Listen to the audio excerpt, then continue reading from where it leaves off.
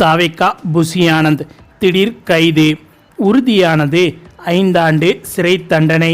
கடும் அதிர்ச்சியில் விஜய்.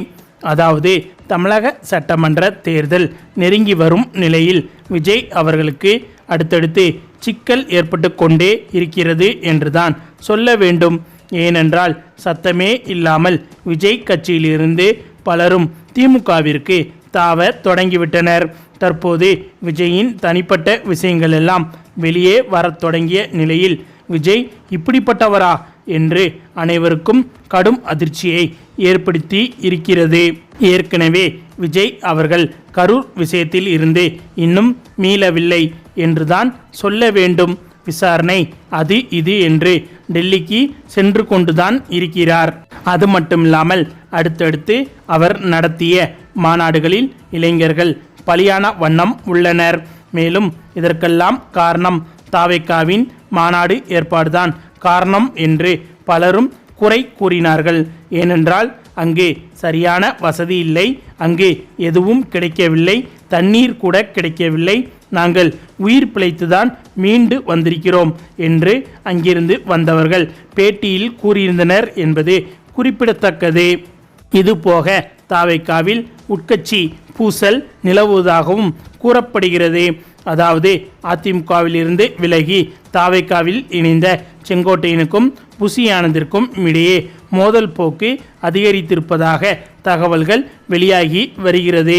அதாவது புசி ஆனந்த் செங்கோட்டையனை மதிக்கவே இல்லை என்று செங்கோட்டையனின் ஆதரவாளர்கள் புலம்பி வருவதாகவும், இந்த கட்சியில் இருப்பதற்கு திமுகவில் இணைந்து விடலாம், நீங்கள் வேண்டுமானால் இந்த கட்சியில் இருங்கள், தேர்தலுக்கு முன்பாக நாங்கள் அனைவரும் திமுகவில் இணைய போகிறோம் என்று செங்கோட்டையனின் ஆதரவாளர்களே திமுகவிற்கு தாவ இருப்பதாகவும் தகவல்கள் வெளிவந்துள்ளது.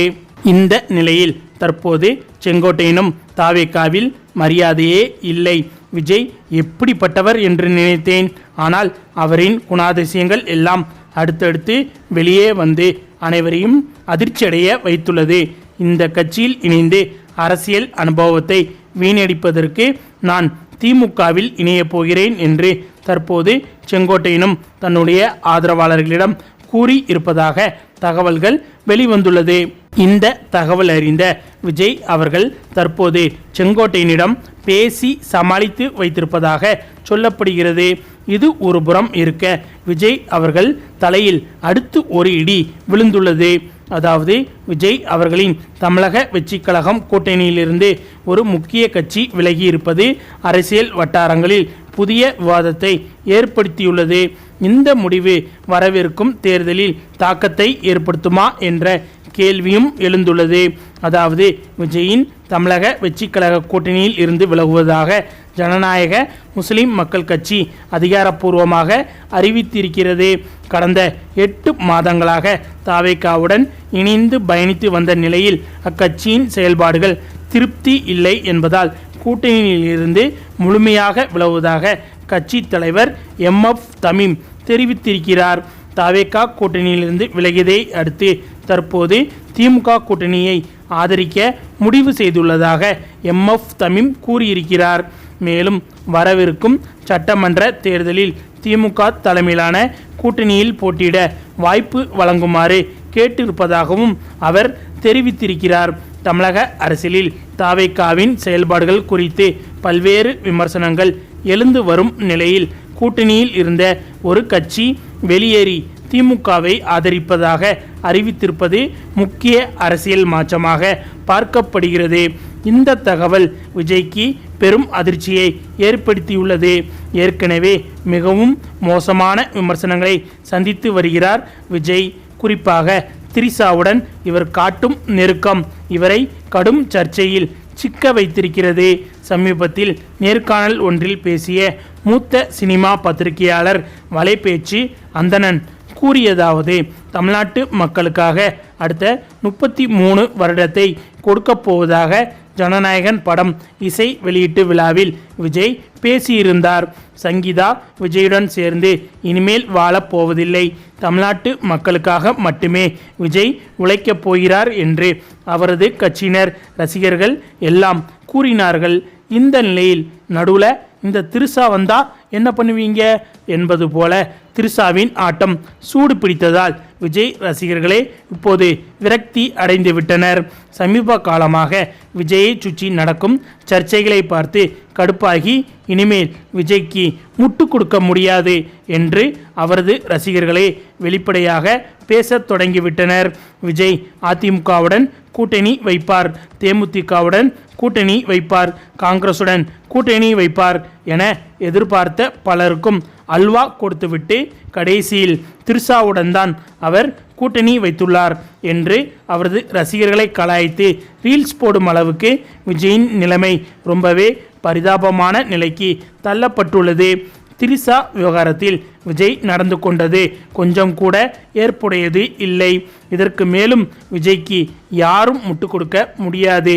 பார்த்திபன் மற்றும் சமுத்திரக்கனி திமுக ஆதரவாளராக இருந்தாலும் விஜயின் மீது அவர்களுக்கு அதிகப்படியான அக்கறை இருக்கிறது.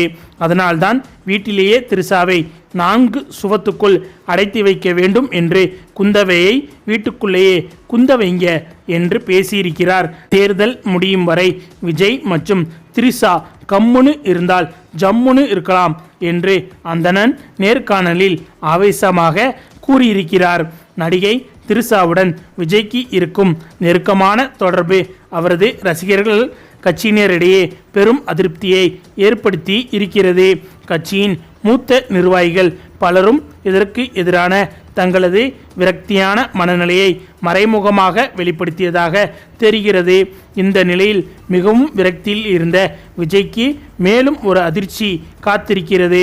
அதாவது விஜய் அரசியல் கட்சி தொடங்குவதற்கு முன்பிருந்தே அவருக்கு நெருக்கமானவராக அரசியல் தொடர்பான பணிகளை பார்த்து வந்தவர்தான் புசி ஆனந்த். புதுச்சேரியில் புசி என்கிற தொகுதியில் எம்எல்ஏவாக வெற்றி பெற்றதால் அந்த தொகுதியின் பெயர் இவரின் பெயருக்கு முன்னால் சேர்ந்து கொண்டது. அரசியலுக்கு செல்வதற்கு முன் புதுச்சேரி விஜய் ரசிகர் மன்ற தலைவராகவும் ஆனந்த் இருந்திருக்கிறார். விஜயின் நம்பிக்கையை பெற்றதால் அவருக்கு தாவேகாவின் பொதுச் செயலாளர் பதவியும் கொடுக்கப்பட்டது. ஆனால் விஜயின் அப்பா எஸ்ஏசி புசி ஆனந்த் இருக்கும் வரை கட்சி உருப்படாது என்றெல்லாம் பேட்டி கொடுத்திருந்தார். விஜயின் நம்பிக்கையை பெறுவதற்காக உண்மையான விசுவாசி போல் ஆனந்த் நடிக்கிறார் என எஸ்ஏசி புகார் கூறினார்.